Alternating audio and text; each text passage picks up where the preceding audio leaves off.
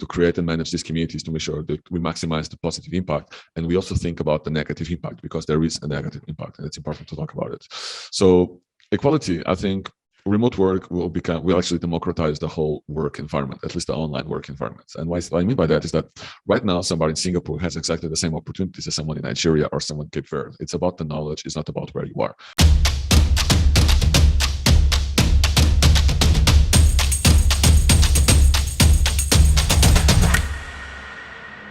Welcome back to another episode of Chat with Nomads. Today we have with us the CEO of Nomad X, Goncalo Hall. Goncalo is also the creator of the startup, the first Digital Nomad Village in Madeira, as well as more recently in Cape Verde. So that's very interesting. Hi, Goncalo. Welcome to the show. Hello. Thank you so much for the invitation. Super excited to be here. Yeah, thanks for hopping on at like 10 a.m. your time, because I know it's kind of early. So thank you for taking time out to talk about this. Very excited to speak to you because I've heard about the Digital Nomad Village for a long time. It's been coming to a year, right? Or just past a year since it officially launched, the Madeira one? Yes, exactly. 1 year and a half almost, launching the 1st of February, and here we are in April. So 1 year passed by. What a year, right? Without everything that happened. So yes, just 1 year on, and just keep growing. And now it's getting to that beautiful second stage where people are coming back, and it's the return of everybody that started it. So it's very beautiful to see. Yeah, that's nice. I mean, I've heard a lot about it and wanted to go there, but of course with the COVID and stuff, then it gets a bit difficult. What was interesting was that you guys actually launched kind of during the COVID period, right? And there was still a lot of hype around it before it launched. And after it launched, I've just heard a lot of great things about it. And I know today there's a lot of like digital nomad retreat programs that are using Madeira actually as a base to host their events and stuff like that. Yeah, exactly. Like, I think we brought the first people here, and then everybody fell in love, including myself. I came here just some months before. And then we saw Nomad X, for example. Michelle built a great base here. So many incredible events that she built here. Right afterwards, we had Maris from Borderless Retreat. And I think this year will be the year where almost all the big travel groups will visit us for the first time. I think we'll see Wi-Fi Tribe and all the other guys coming here this year, because they understand how big this become and how beautiful this island is.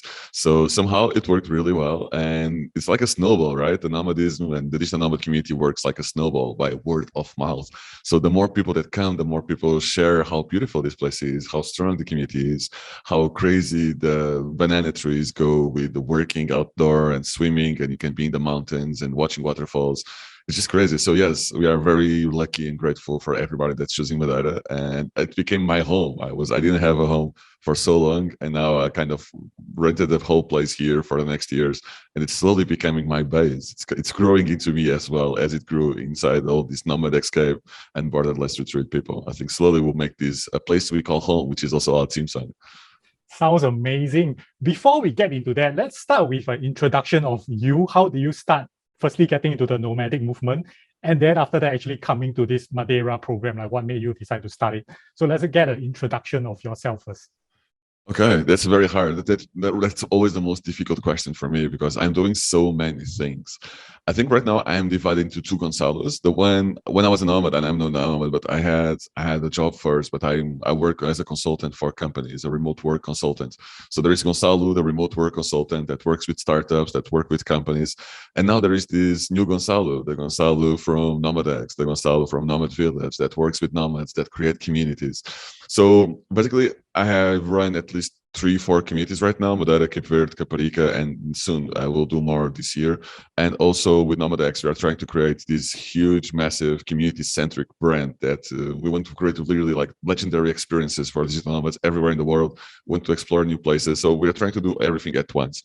So on the nomad side, Nomad X, Digital Nomads Madeira, Digital Nomad Villages. On the remote work side, I have Remote Portugal, I have Remote Europe, which is a job board for remote jobs inside Europe.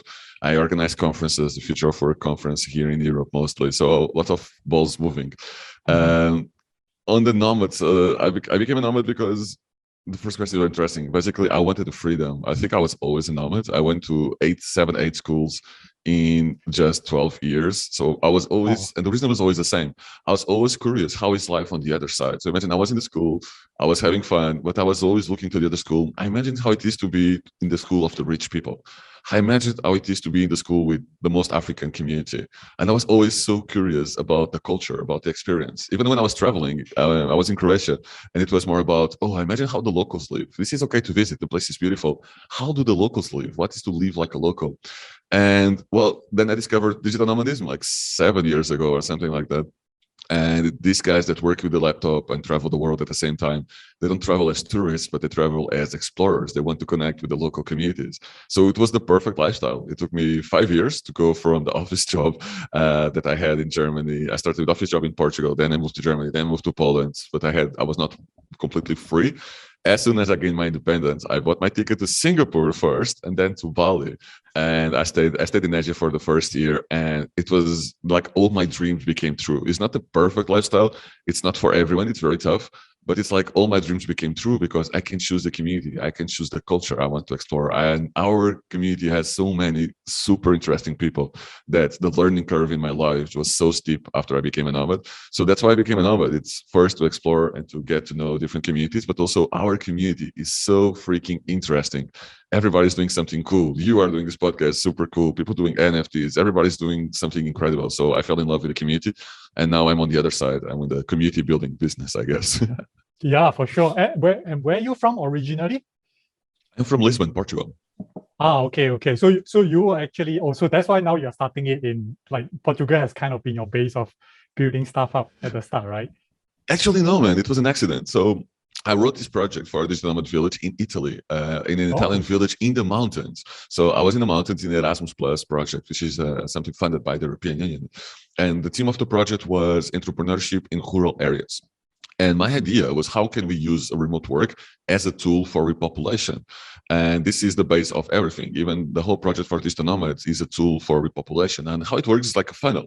So at the top of the funnel, we have digital nomads. Some guys fall in love with the place. They buy a house, they stay there, or at least they build a base. So they become expats. 25% of them have a startup. So they bring the startup, they hire people, they bring this really cool environment of innovation.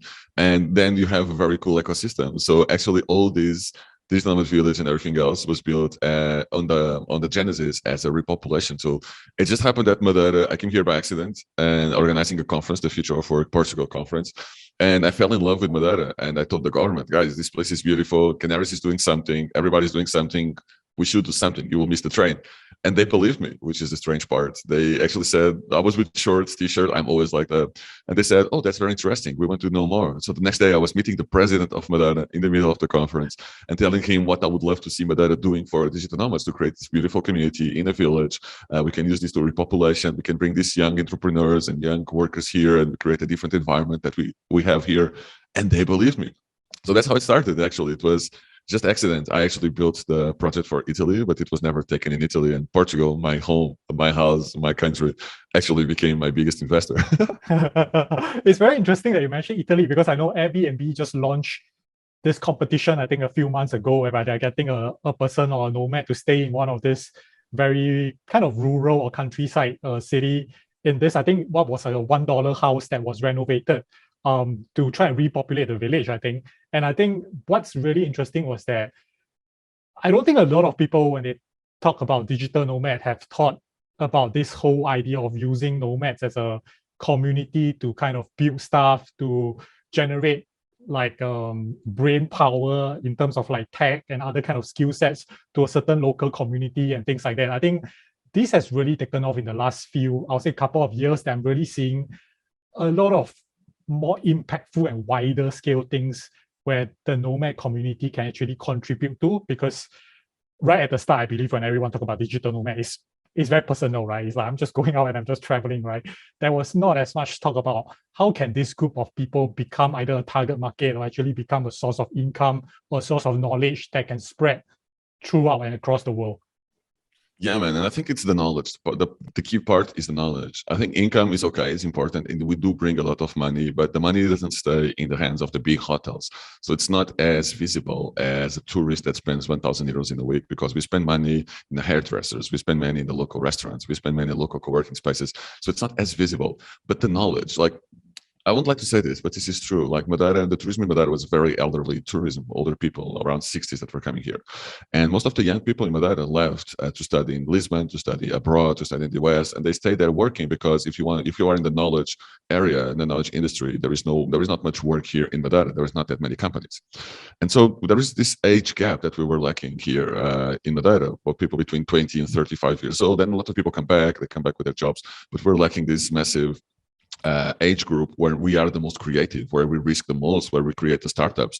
Very few people create a startup when they are 40 and they have 2 kids. We need to create startups when we have less risk on our sides, which is when we are younger, right? And suddenly we have the island full of young people that some were remote workers and they got to know other people and they are starting startups from here in Madeira. Others just move their startups here. Others are just changing their jobs because they meet founders in the community.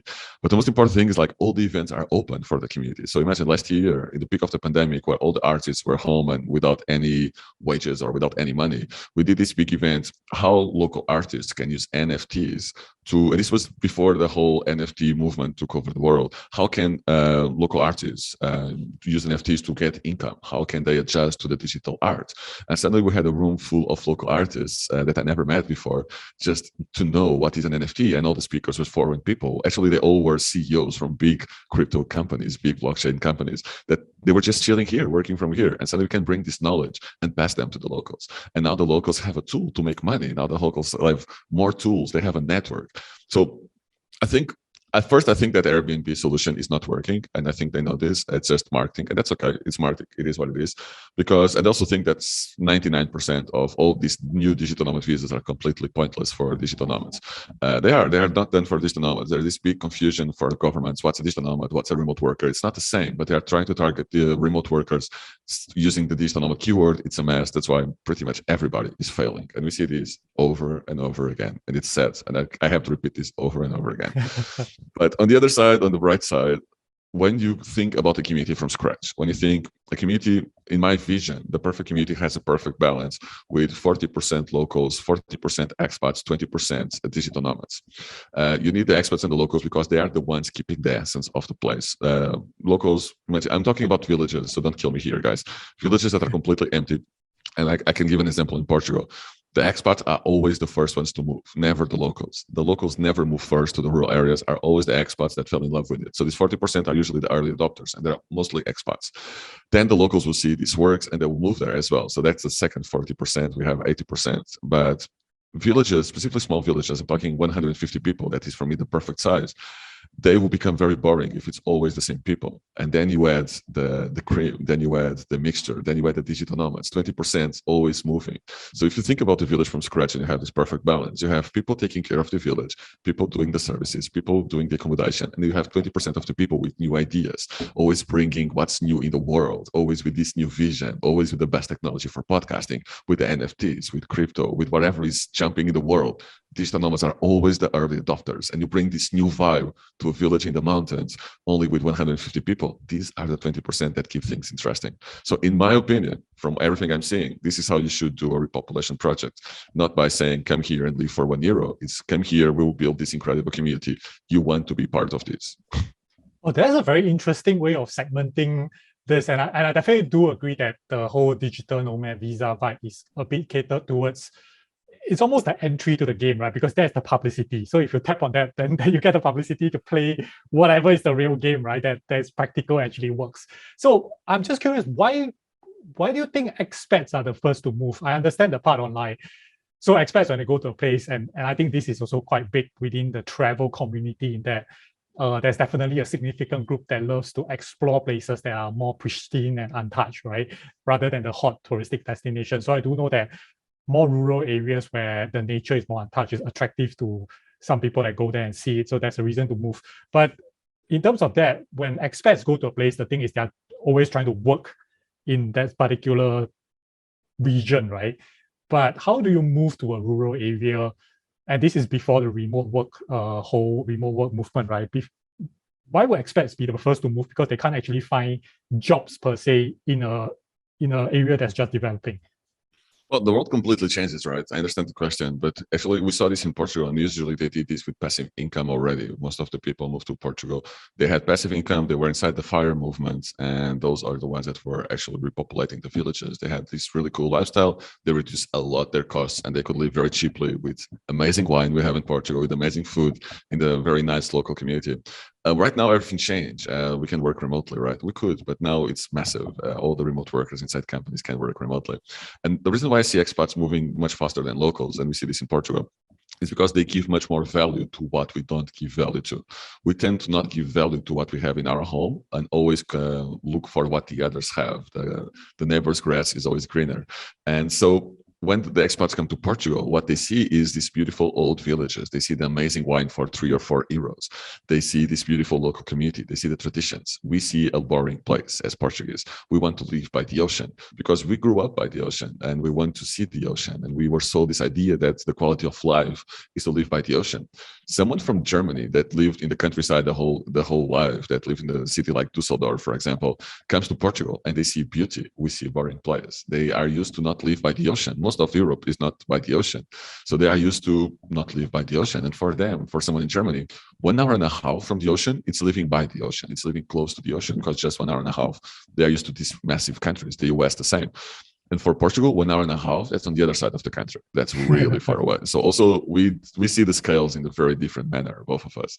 So what we see always is that the expats always see the grass greener in Portugal, and they are always the early adopters and the early movers to the countryside and to new villages. And even in the countryside of Portugal, in the most remote areas that were completely depopulated, most of the new people moving in are expats. And they just move in for the beauty because they understand, because they value what we have to give them.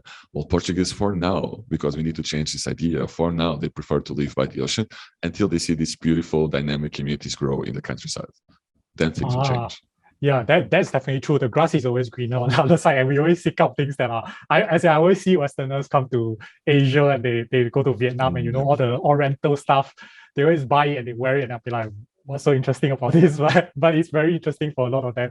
I think it's the same as like people going to Cusco and everyone buys the alpacas sweater and whatever thing. That's just the vibe of it in a materialistic sense. So would you say that there's still a lot of untouched and undiscovered areas in Portugal? Oh, yes, most of the country. If you see, like we have 4 or 5 nomad communities in Portugal right now, counting in Madeira, Lisbon, Porto, Ericeira, and Lagos. That's the 5 nomad communities, and they are all in the seaside or in an island, which is the case of Madeira. The whole countryside is to be explored, and this is one of my next projects. Actually, I'm starting to work with the Portuguese government into creating a network of locations. A network, we start with 10, but we'll see a network of locations, community-based, with the same idea we built here in the Nomad Village in Madeira, but completely different regions from the north to the south of Portugal, mostly in the countryside, like with beautiful castles. It's just insane what you can find in Portugal. So that's my next plan. How can a country like Portugal actually set up their product? Because let's treat this as a product. How can we set up a country, a product, to be very different? It's a small place to be very different. And we have everything. You go to the north, you have amazing forest, waterfalls. You go to the middle of the country, you have the biggest mountain. You have this incredible nature. We have the old castles. And I know everybody fell in love with the old castles because it's just beautiful. They are there for 1,000 years. It's incredible. Then you go to the south, you have like these planned places forever. Then you have Algarve with the beautiful beaches. So like it's a very different and very diverse country. So now the whole idea is, okay, we have this beautiful country. Most nomads stay usually by default around Lisbon, or they want to serve. How can we set up a different product inside the same country? How can we create 10 completely different offers with different communities, with a centralized community like we do in our communities? How can we create 10 of them to offer someone that comes to Lisbon? We can say, hey, have you checked Manteigas? Hey, have you checked Vila Praia d'Ancora? Hey, have you checked Alentejo? And suddenly people can check these different regions. And with the knowledge, there is a co-working space, there is a community-centric approach, there's a community manager, there is accommodation ready for them. Everything is easy. We prepare everything for the communities. So that's the next step, to prepare the whole country and also different countries to this, thinking more like a whole approach, not just trying to put a city on the map, but mostly actually trying to decentralize and using this digital nomad movement and the remote work movement to decentralize from the big cities and Man, living in a village, it's so different from living in a big city. I know everyone already here by now, and it's a big village. It's 5,000 people. But the local cafe lady knows me. They do the coffee like I want to. They know exactly what I want for dessert. You go for the supermarket and everybody says good morning to you. And people are nice. Remember when people used to be nice? I'm from Lisbon. I'm from a city. Nobody is nice. Like I'm generalizing, but people are in a rush because the rhythm is different. Here, the rhythm is slower. You can actually focus on your work. Then you can go for a hike. And the lifestyle in villages is so much more fulfilling than in the big city. And that's the thing, you don't have to live abroad and far away from a big city, but imagine living in a village with 200, 500 people, but you are 20 minutes from the city. So you have everything you have to, you want to, but you are just 20 minutes away. Ponta do Sol is like that. We are 20 minutes away from Funchal. All the shopping malls, everything you need is there, but the confusion just stays there. Here is like super calm. So yeah, like there's a lot happening. Now I think the countries should think about their own countries as this microcosmos of communities. That's not what's happening, but that's my vision, and it's working. So far so good. That's interesting, and I definitely see. So the last podcast that I tagged you in was with Mario, who is launching the Digital Nomad Valley in Zadar, Croatia, and Croatia is also. And he basically mentioned that you guys were the inspiration for him to create something in Croatia, right? And Croatia is another country that within the last 1 to 2 years have been trying to plan very similar stuff to what you're mentioning. You're trying to basically expand the whole country to be explored by tourists. So they're not just going to the typical areas, but now being also able to discover all the hidden gems, so-called, across the country, right? So for your case, I know Madeira kind of fell into kind of your route when you were just doing stuff and then it just popped up. But what actually attracted you to Madeira when you went there and you're like, hey, this is actually a really good spot or with a high potential to create something like that? Man, it was nature. I remember the moment. It was an aha moment. So I was just going with the car to the north of the island. So I now in the south. South is sandier. The north is crazy green. And I'm in between these two mountains in a valley and just driving through it very slowly. It's like these massive cliffs on both sides, waterfalls. I was like, what the hell is this place? What's happening here? I didn't remember this place. I didn't remember all the nature. I didn't remember the waterfalls. And it was like being in Bali, and I love Bali. Bali is one of my top 3 communities. For me, it was like being in Bali, but with the European structure, with the European fast internet, with the European health system. And it was like, what the hell is this place? And I just completely fell in love because of the nature. But at the same time, being in a European time zone, I'm in the middle of the world in terms of time zones. I can do US in the afternoon, I can do Asia in the morning, and just this ability to be in the middle of the world, in the middle of the nature, all this green that I missed from living in the city, and being able to actually live with this high quality of life and so close to Europe. I'm 1 hour and a half from Lisbon. I'm 2 hours and a half from France and 4 hours from Germany. And so it's so easy to jump anywhere in Europe and go abroad and even different continents. I'm just one extra flight. It was like aha moment. I love this nature. I want to be here longer. This place is just, I never saw anything like this with this perfect matching conditions for living a high quality life. So it was like, my mind was blown. I'm curious because Madeira, when I see from the pictures, it basically just looks amazing. Like you mentioned, the nature is there, and with the infrastructure of Europe, the European continent, it does make a lot of sense. Why do you think some of these places are overlooked in the first place? Why haven't anyone come to do some form of development? What do you think is the main reason for it? I think nomads live between communities, not between locations. And we just travel. I just travel between communities. Now I create my own communities, but when I started, I went to Canggu, I went to Chiang Mai, I went to places with communities. Once there is a community, the place becomes safe. Once there's a community, it becomes easy. We prepare everything. So I think the reason why we don't see any other places popping up that easily is because they lack the community. And you mentioned Croatia. I think Croatia has exactly this problem. I think Croatia has a great community in Split being built very organically, but then we are missing the community in the rest of the places. They still don't think in a whole country as one. It's like you see things popping up in one side, things popping up in Zagreb, things popping up in Zadar. Zadar has more community approach, but they still like very big events, lots of good marketing. It's missing the day-to-day. It's missing the daily events. That we have like 50 events across the island per week.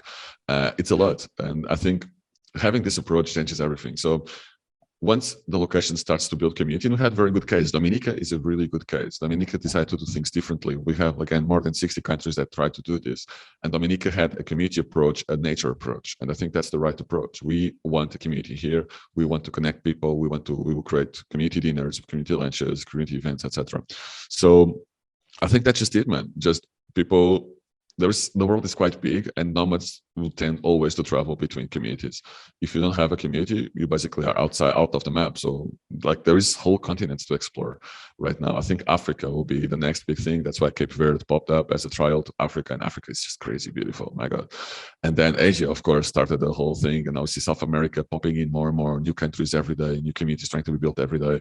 So it's all about communities. If somebody builds a great community in Brazil, I am going to Brazil. If somebody builds a great community in Singapore, I am going to Singapore. I want to experience the community. So if you don't have a community, you are kind of outside our route. What do you think? So I think this is a two-part question that when I'm hearing you say this, right? So let's talk firstly about Cape Verde, because that's the new project that you guys launched recently. And one of our mutual friends, Anna Maria, went there and she had a lot of good things to say about it, right? Why Cape Verde? Like, how did it come into the plans? Because I think when people talk about Africa, that's obviously not like the instant thing that comes to mind, right? Like, what made you guys decide to choose that particular location, and like, what are the challenges that you guys face in similar terms? Because I'm sure when you guys did Madeira, everything looks smooth from the outside, right? But I'm sure that you guys had to go through a lot of obstacles. So what do you see between, like, now that you are building the second one, what has repeated as constant challenges that have popped up? So we chose Cape Verde because of the location, actually. And Cape Verde is a previous Portuguese colony, so I know a lot of people in Cape Verde and a lot of people in Lisbon in my African school were from Cape Verde and from Angola. So I got to know the culture, I got to know the people, I got to know the music, I got to hear all these people talking about how beautiful Cape Verde is. And it's a popular destination among Portuguese, actually. And it has this very specific thing. Cape Verde has the flights to Europe, they have direct flights to Africa, they have direct flights to Brazil, and they have direct flights to Boston in the US. So they are kind of this hub out of nowhere. They are this hub that you can fly from anywhere in the world pretty much, which is completely insane. And it's just 9 small islands. And it makes me think about Thailand before Thailand was developed, because things are underdeveloped as it's normal. But it's just so beautiful. I was swimming with turtles every 2 weeks, and not just like something made of. It's just the local fishermen that learn how to instead of trying to get the turtles for food, they now embrace the turtles as an economy factor, and they now do visits to the turtles, and we can swim with the turtles in the open ocean, in the nature. It's insane. And this is the kind of place that Cape Verde is. It's still untouched nature in so many islands. So Cape Verde has the perfect location. It's Africa, but it's not chaotic because it's a small 10 small islands. It's not chaotic, it's very chilled. So it has this chill vibe to it without the chaos of Lagos in Nigeria, without the chaos of these big cities. It's safe. Praia is not the safest place, the capital, but we built in São Vicente, which is the cultural capital. And it's safe. You can go out at night. You shouldn't get drunk, like be smart, of course. But it's safe. You can walk in the streets with your cell phone in your hand, with your Apple Watch and everything in between. So it's safe. It's beautiful. It has a very strong culture. The music in the streets, just insane. And so it was the perfect storm. It was meant to be honest. It's just one of those things that you visit, you know it will happen, and you don't know when, but you know it will happen. I was trying for 4 years. It was actually before Madeira, I was trying to do Cape Verde. It was my dream to do Cape Verde, yeah. But the challenges are there. The first challenges was the internet. The internet was not on the point we wanted to. Right now we have 100 megabytes, 80 download, 80 upload in our co-working space, which works for 99% of the things we do, including podcasting. I did lots of podcasts from there. But I want 500 megabytes. We will probably have them until the end of the year. There's a new subaquatic cable that was built called LLink. No, that's a different one. LLink, yes. And so we will have 1 giga internet, hopefully till the end of the year. That was the internet check. And then there was the connections, the flight connections were the big pain. The local airline went bankrupt, and so the prices, there was just a Portuguese airline doing the flights, and the prices just skyrocketed. So that's why we wanted astronomically, but they were charging like 600 euros one way for a 4-hour flight. It was insane. And so that was the biggest challenge we faced still. And I think it's still the biggest challenge until now. We have the accommodation, we have the co-working space, we have a very strong structure right now. We just miss more flight connections to Europe, we are working on it. We are launching a big partnership with Cape Verde Airlines that was rebuilt by the government. And with partnership, you have a ceiling of the price, which will be 200 euros one way with a big bag of 32 kilos. And that's okay. So 200 euros for a 4-hour flight to Africa is a good price. So we are trying to solve them, but as it takes the government, as it takes big private companies, it takes a little bit more time than Madeira, that is already served by low cost, by a lot of airlines. The whole structure is built for a long time. So I feel like places in Africa will take slowest growth, but I think long term, I truly believe this, long term Cape Verde will be one of the jewels for digital nomads in Africa, and it will be the first place that many people will go to try the Africa, to understand Africa, to go like I call it Africa light, in the sense that you miss the chaos, but you have African culture, you have the same challenges, but in a small scale. So, but maybe Cape Verde is one of my favorite places in the world, and I think we hope nobody ruins it with big resorts. And I really think it will be like Bali was and Chiang Mai was for Asia. I think Cape Verde will be for Africa. I'm like hearing you say all this, right? And I was thinking back on the case example of Croatia, right? And well, I didn't expect that you were saying that you took 4 years to try for this thing, right? And one of the recurring theme I keep hearing about throughout people who are trying to build all this, and like you say, community is important, right? So someone has to go there and take the first leap of faith to try and do something. The problem though is that the more I look at it, the more I see a lot of stakeholders having to be involved in order to make something happen, right? You have the government, and then you have the airlines, because tourism is obviously a big part. And like you say, the transportation routes and the prices into the particular country is important, because that kind of affects how many people come, right?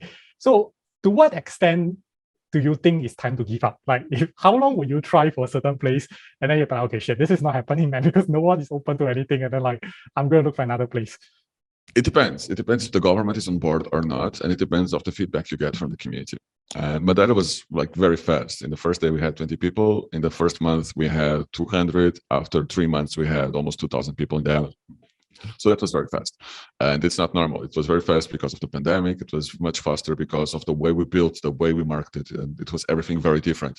And with all the noise, we were able to do something different, something special, when everybody was trying to do the same digital nomad visa thing. So that is a special case. But for Cape Verde, for example, we can say that we were not as successful as we wanted in the beginning, right? We wanted 200 people in the first months. Because of the airlines, we got around 50. And still 50 people came to Cape Verde with crazy prices. They find a way to go there, right? It's not too bad. I think the secret sauce to this is you need a crazy person, but you also need the government buy-in. So all my projects are financed by the government. I don't work anymore with private people.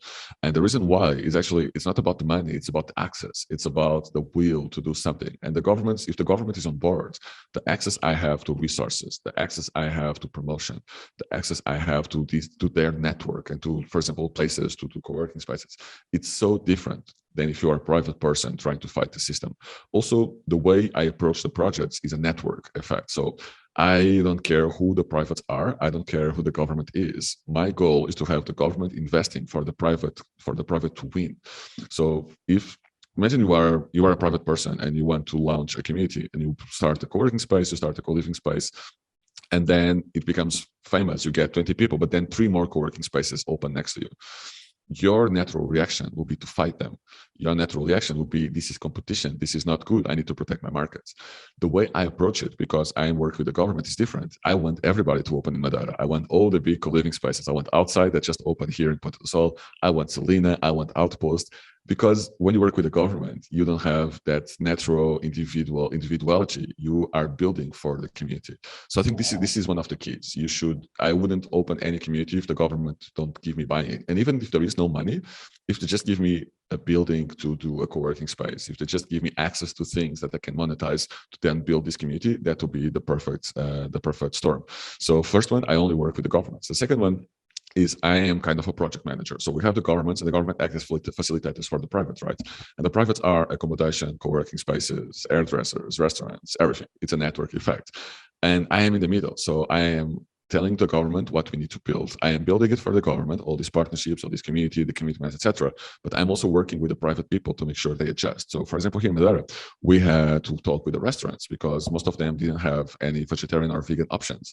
It's a very meat-heavy place. And now one of the best restaurants in Ponta do Sol, Steak and Sand, has every single day a vegan and a vegetarian option. So we need to work with both sides. You act as a mediator, you act as an educator inside the market. And that's the only way to do it. There is no other way around. That's the only way you can build something worth mentioning. About quitting is about understanding the why. Why did you fail? Again, Cape Verde is a good example. We launched Cape Verde, we had all these people wanting to come, and only 1/4 of the people actually came.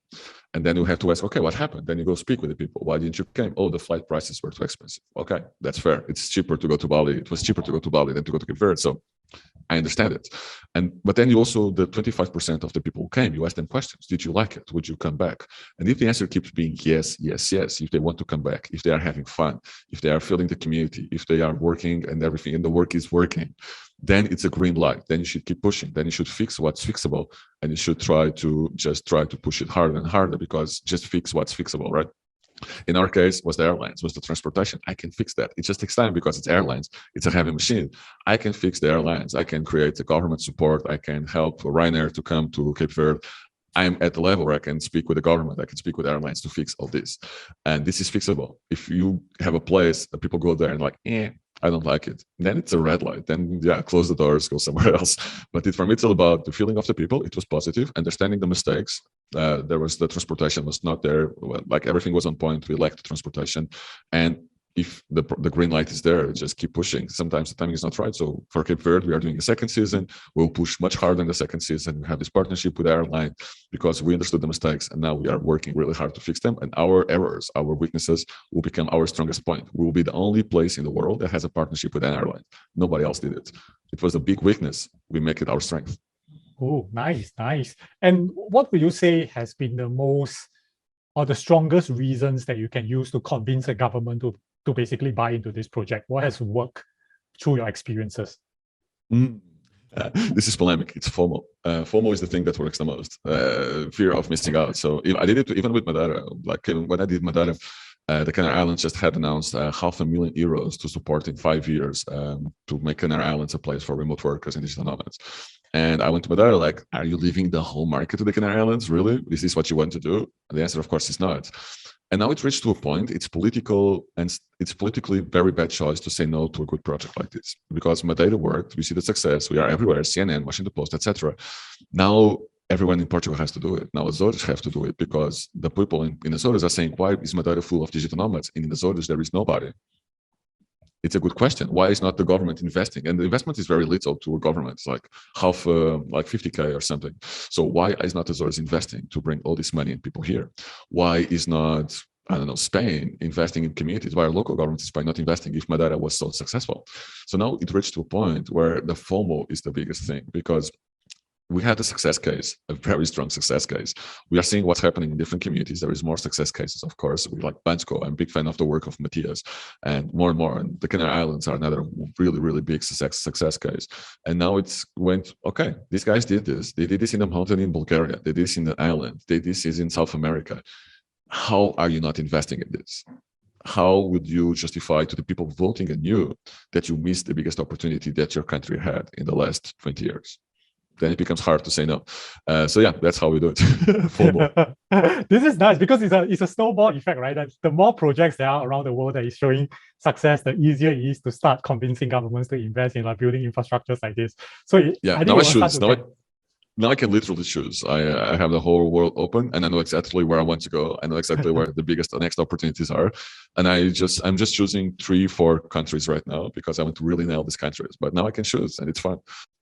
Right. I think the biggest hurdles then, like you say, I think the government convincing part will get exponentially easier as more and more bases set up, right? Then it's really more about the infrastructure of like the place. Like you say, obviously internet is a big thing for all digital nomads. And then, like for example, South America has like amazing nature that I really like, but the problem has always been that, like I go to El Chaten, the hiking capital of basically Patagonia, right? Amazing. You can go for hikes like right from the town. You don't have to take a bus, and there are so many hiking trails.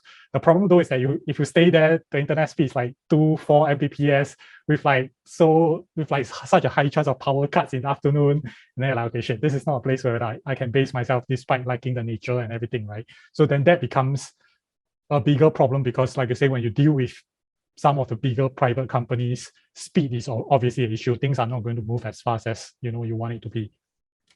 Yeah, but again, if you are working with the government, you can force things. This is the cool thing. Like if there is no internet in the city, I can force the government to push internet and to convince the private companies to do it there, or else they stop supporting them. And trust me, when the president says something needs to be done, something will be done. the private companies get a lot of money to be partners of the government, as you can imagine. So if there is no internet in Patagonia and I have Argentina government on my side, the private companies that are getting a lot of money from the government, they will make internet work in Patagonia. I'm not sure if it's a satellite, it's cable, how much cable they will do it. They will find a way to get the best internet in Patagonia. You just need the right support and the right approach from the government.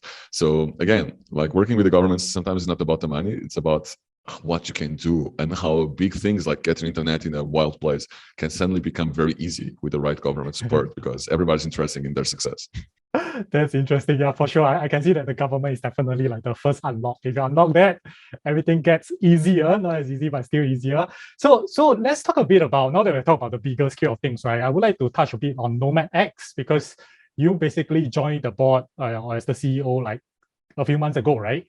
So that was interesting because Nomad X has always been based in Portugal. And as far as I know, they started off as a accommodation portal kind of thing that is supposed to kind of rival Airbnb, because I know gradually a lot of people, especially for nomads, Airbnb makes no sense because of the high prices. They are catered towards short-term tourists. But obviously, when we stay at a place for a longer period, we want to try and get a local rate, right? And that's what Nomad X does. And in the last, I think a year ago, there was a big change in Nomad X. I forgot what was the reason, but during the pandemic, I assume it's likely due to partly because of the pandemic.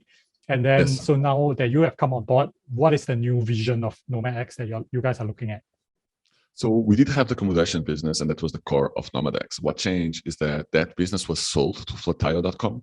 So all our accommodations in Portugal were sold to this big website, to this big company that was already with part of Europe. So I was not there yet, and was Dave Williams, the previous owner and CEO, and he sold all that to Flatio because of the pandemic, and it was actually a good business for everyone because there was so much investment in building the tech of Nomad X, as any tech takes. So my vision for Nomad X, I just came over 4 months ago and just started to build slowly. So I actually acquired Nomad X. Nomad X is now mine, and Dave is still around, and I love Dave and have a really good relationship. He's like one of my biggest mentors right now. I'm learning so much with this guy. He had like so many super successful companies.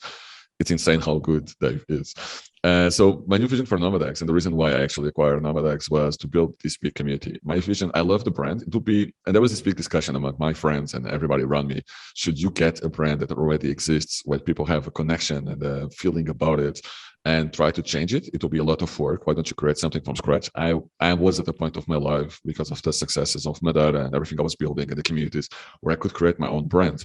But at the same time, Nomad X was one of the companies that helped Lisbon community to kickstart. Nomad X is one of the reasons why Lisbon is right now the epicenter of digital nomadism.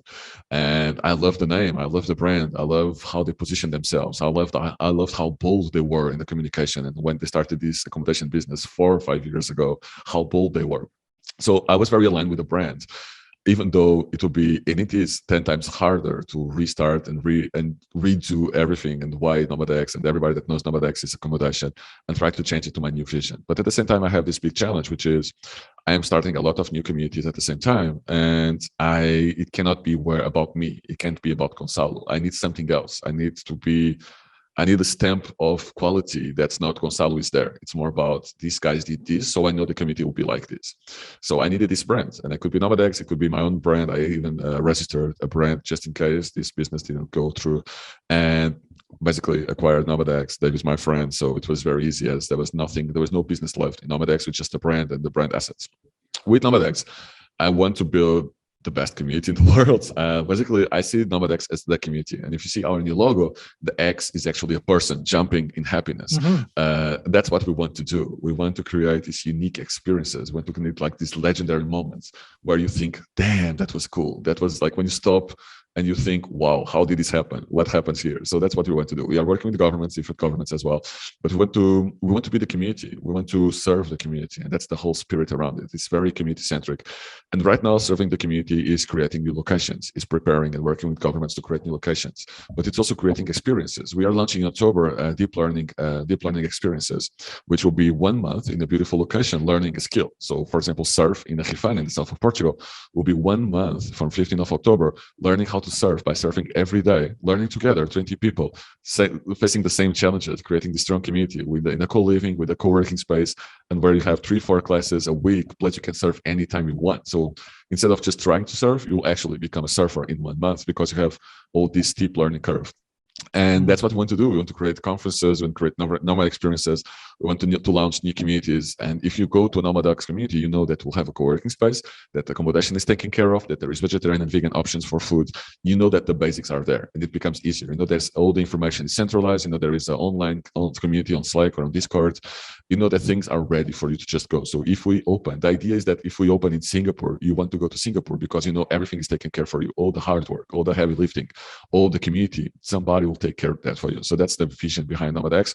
But again, it's a people brand. So we are launching an NFT collection probably just for the people, more like a club membership where people can vote where we go next. Imagine I want to open a new community and I cannot decide between Colombia, Argentina, and Brazil. We will put this to our community for them to vote. Where should we go next? And everything, they will be able to vote on everything again, because this is, let's be clear, this is also a business, of course, but the main goal is to serve the community. So it's not a fixed business vision at all. It's all about the community wants to go there, we will build it for them. The community wants this, we'll build it for them. The community wants NFTs, they want a club, they want to vote, we will build it for them. If next year the community wants to go to the mountains of Sri Lanka, we will build a community in the mountains of Sri Lanka. We'll make it work because we have this past, we have this background, we have the community on our side. So the whole vision for Nomad X is to be the community and to serve the community. It's more like FUBU as before, for us, by us. It's for us, for our community, for nomads, by us, by nomads. And we'll invite nomads to be part of it. If you want to lead an experience in Singapore and want to do 1 month in Singapore, we'll give you all the support. If you want to do a surf deep learning retreat in Bali, we will give you all the support. And that's the idea. It's not about me. And actually, in the new website, I know where to be seen. The idea is to remove Goncalo from Nomad X, and it's just behind it. But to have their own community in the future, to assume the leadership of Nomad X, to assume the events, to make sure that they create the best events on their vision from us, by us, like FUBU did it back in the days. So that's the whole new vision. 100% community brand, very inspired in the decentralized autonomous organizations, but not all. I don't believe DAOs will work completely, but we'll give the power of voting to the people who want to be involved. And this will be through the NFT collection, mostly because it's like a membership club that you can sell later.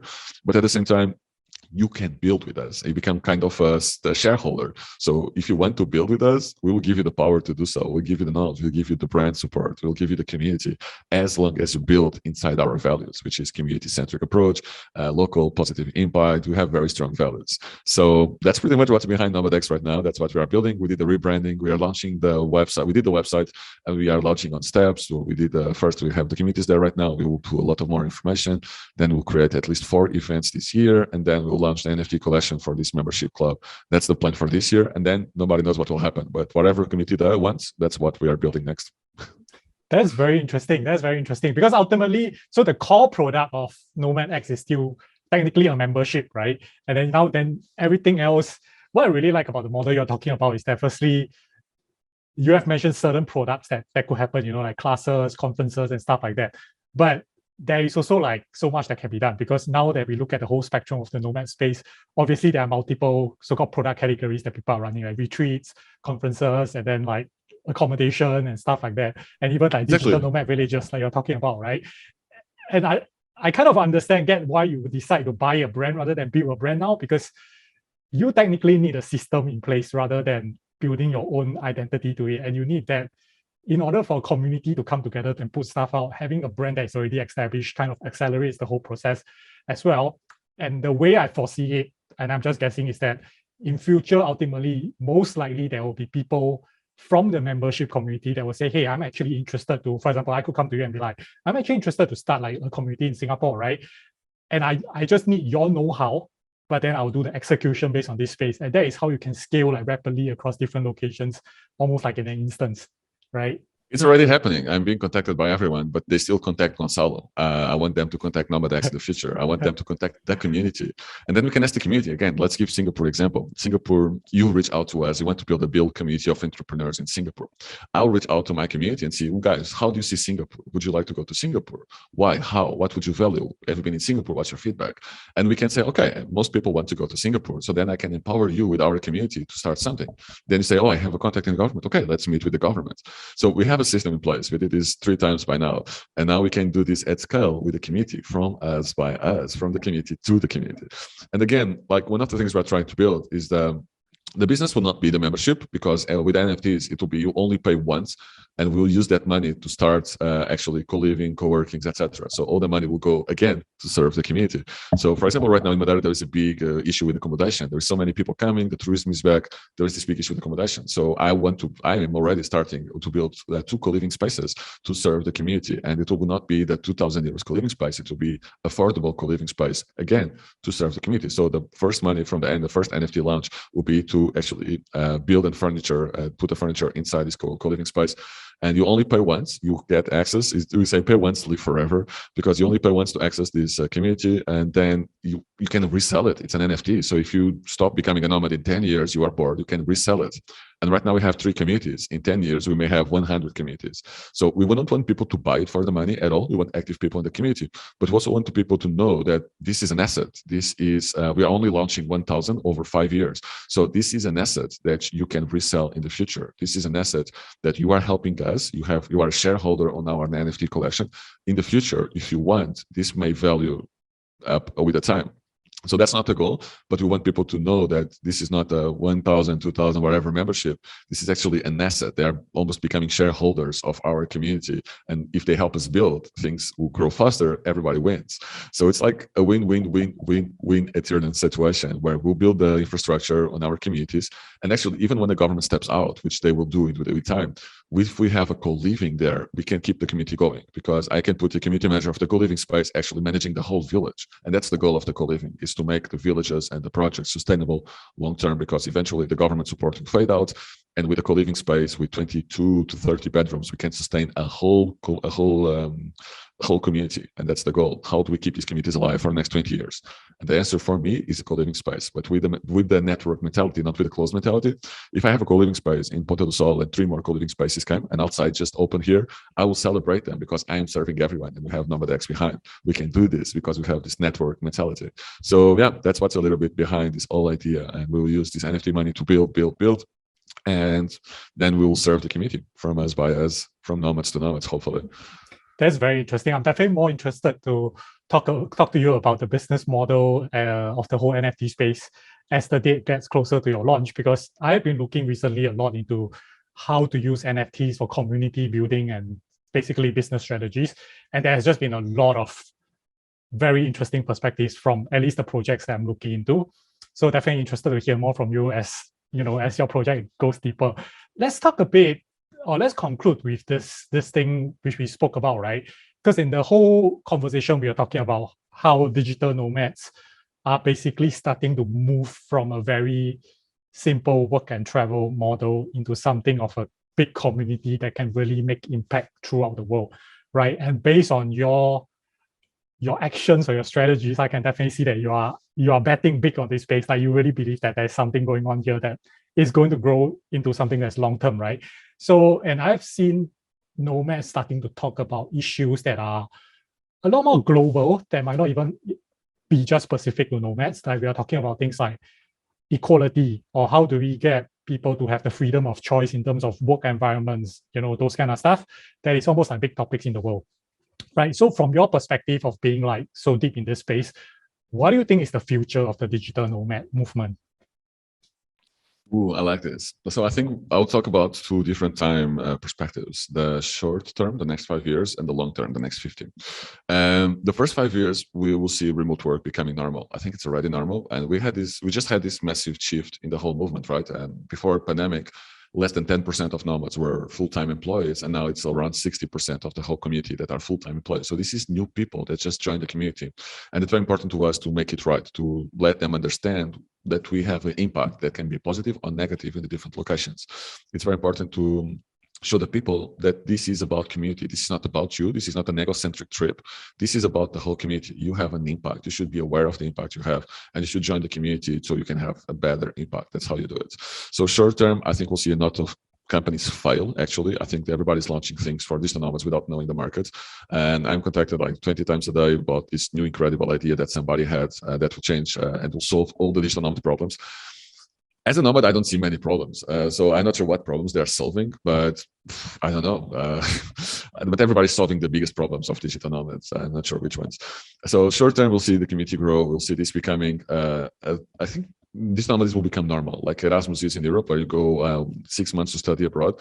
I think most of the people that like to travel will spend 5 years of their lives traveling the world, working remotely from different cultures and learning. So we will create these global citizens that are early adopters into the NFTs, that are early adopters to new technologies. And then it's part of us and brands like Nomad X to create and manage these communities to make sure that we maximize the positive impact. And we also think about the negative impact, because there is a negative impact and it's important to talk about it. So equality, I think remote work will actually democratize the whole work environment, at least the online work environment. And what I mean by that is that right now, somebody in Singapore has exactly the same opportunities as someone in Nigeria or someone in Cape Verde. It's about the knowledge. It's not about where you are. Anyone can work for Google. Anyone can be legendary, and anyone can start up and a unicorn from whatever they are. It can be Nigeria, it can be Cape Verde, it can be Madeira. We just removed completely the boundaries. We just removed completely what you can do from the location where you are. You have access to all the knowledge in the world. You have access to everything you need to create a unicorn. So with that, we'll empower more people all over the world. And yes, right now it's still massively a white people game, because we had different opportunities throughout the last 20 years. But right now, the field is leveling a lot and very, very fast. I see people from Nigeria coming.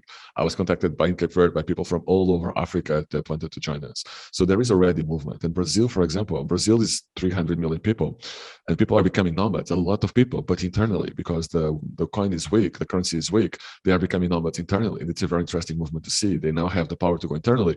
Once they step up, once English improves, once they do this more often, once they contact with more digital nomads, they can do this internationally, because they will have access to different jobs and with different salaries. So I think equality, remote work will be the biggest factor for equality in the last 50 years, easily, like no questions about it. And we all have this freedom of choice. So what's stopping us in the next 50 years? I think it's passports. I think passports still play a huge factor on where you can go.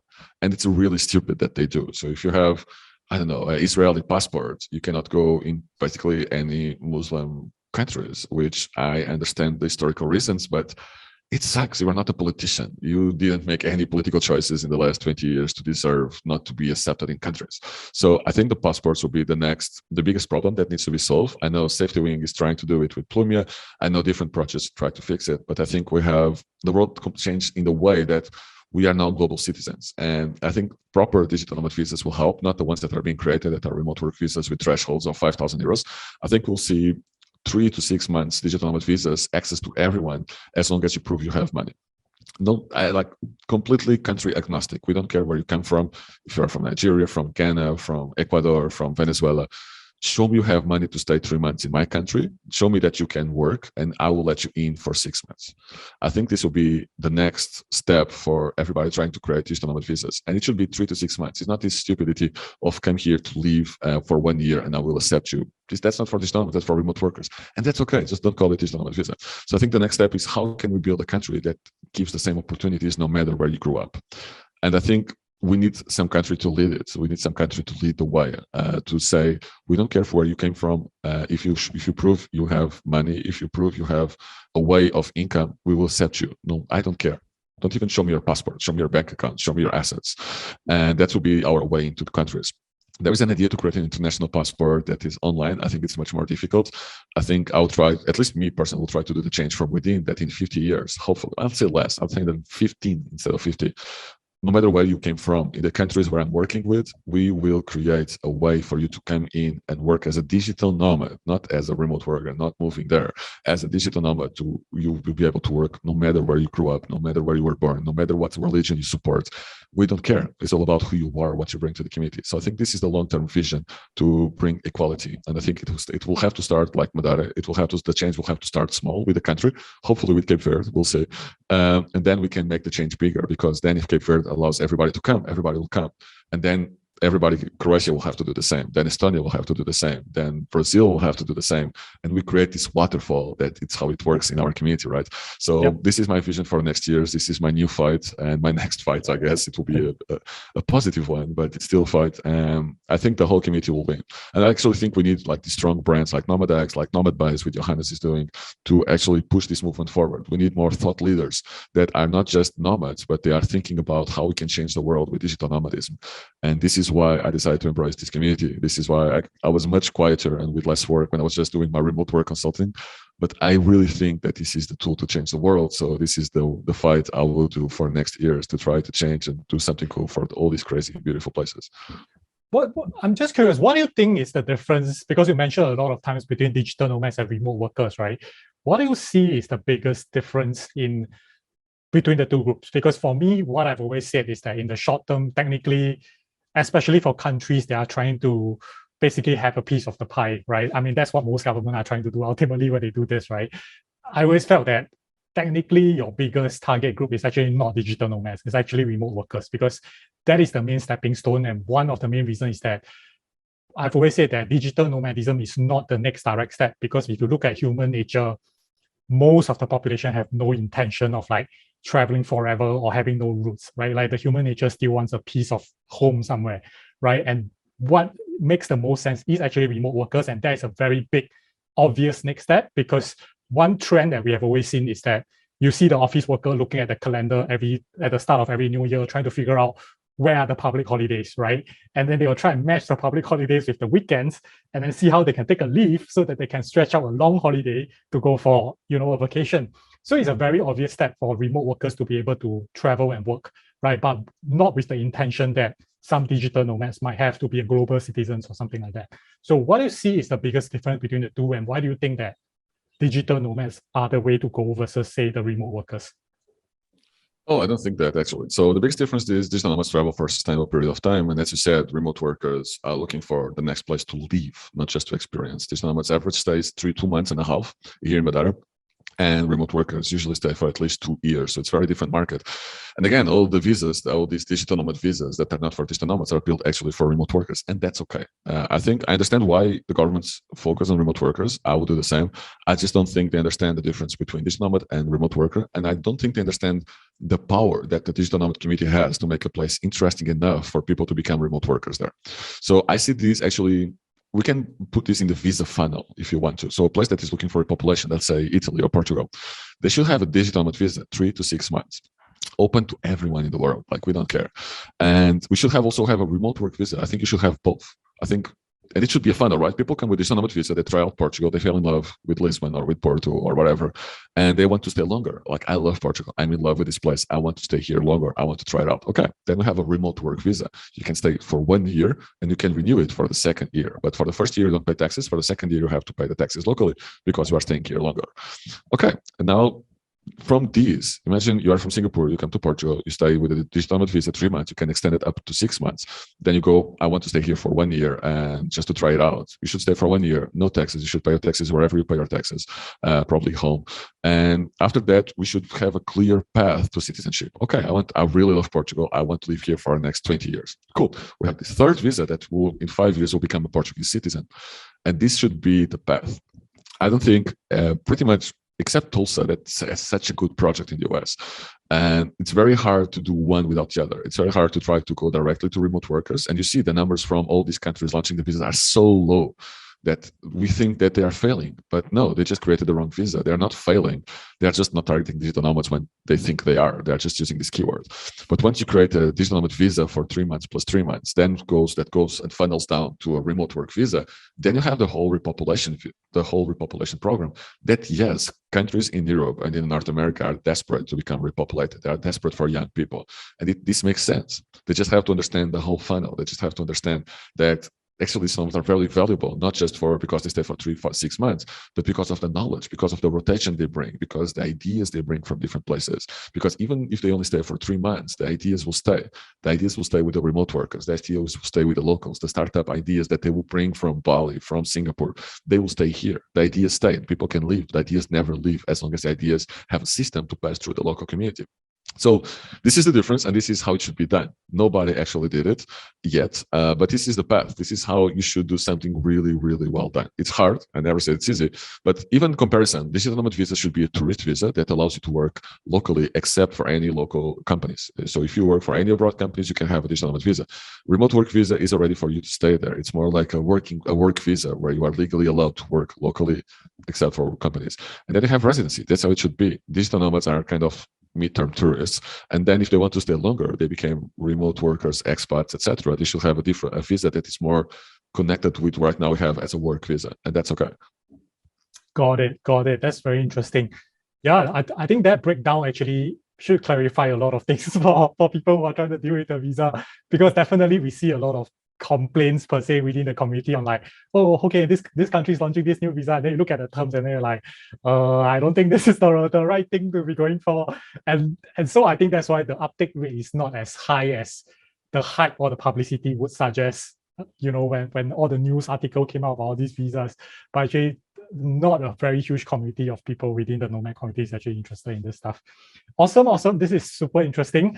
Definitely would love to talk to you more about this stuff. But so if people want to look for you and try and pitch you ideas, no, I'm just kidding. So if people want to follow you guys and basically catch up with the project of Nomad X, as well as the new Digital Nomad Villages that's starting to pop out all over the place, how do they find you and contact you?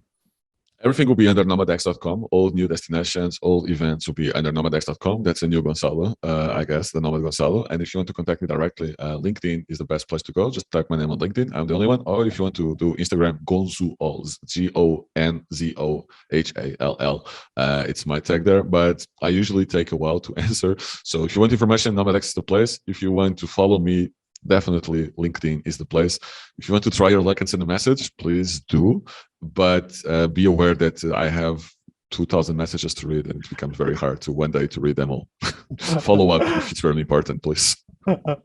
Awesome. I will definitely put the links to connect with Goncalo in the show notes so that whoever wants to follow up with anything can just go through there.